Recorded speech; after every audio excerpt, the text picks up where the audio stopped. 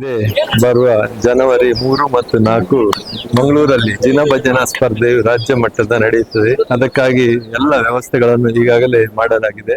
ಮಂಗಳೂರಿನ ಪಿಲಿಕುಲದಲ್ಲಿರುವ scouts and guides ಸಭಾಭವನದಲ್ಲಿ 2 ದಿನಗಳ ಪರ್ಯಂತ ಈ ಜಿನ ಭಜನೆ ಸ್ಪರ್ಧೆ ನಡೆಯುತ್ತದೆ. ಇದು ಸುಮಾರು 9ನೇ ಸೀಸನ್.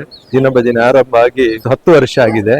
ಈಗ 9ನೇ ಸೀಸನ್ ಮಂಗಳೂರಲ್ಲಿ ನಡೆಯುತ್ತದೆ. ಮಂಗಳೂರಿನ ಸೌಭಾಗ್ಯ ಏನಂತ ಹೇಳಿದ್ರೆ ಜಿನ ಭಜನೆ ಆರಂಭ ಮಾಡಿದ್ದೆ ಮಂಗಳೂರಲ್ಲಿ 10 ವರ್ಷಗಳ ಹಿಂದೆ ಜಿನ ಭಜನೆ ಆಗ್ಬೇಕಂತ ಹೇಳುವಂತ ಪ್ರಸ್ತಾವ ಬಂದಾಗ ಮಂಗಳೂರಿಂದ ಈ ಜಿನ ಭಜನೆ ಆರಂಭ ಆಗಿದೆ. ಶ್ರೀಯುತ ಧರ್ಮಸ್ಥಳ ಸುರೇಂದ್ರ ಕುಮಾರ್ ಹಾಗೂ ಅನಿತಾ ಸುರೇಂದ್ರ ಕುಮಾರ್ ಅವರ ನೇತೃತ್ವದಲ್ಲಿ ಜೈನ್ ಮಿಲನ್ ಮುಖಾಂತರ ಈ ಜಿನ ಭಜನೆ ಯಶಸ್ವಿಯಾಗಿ ನಡೀತಾ ಇದೆ.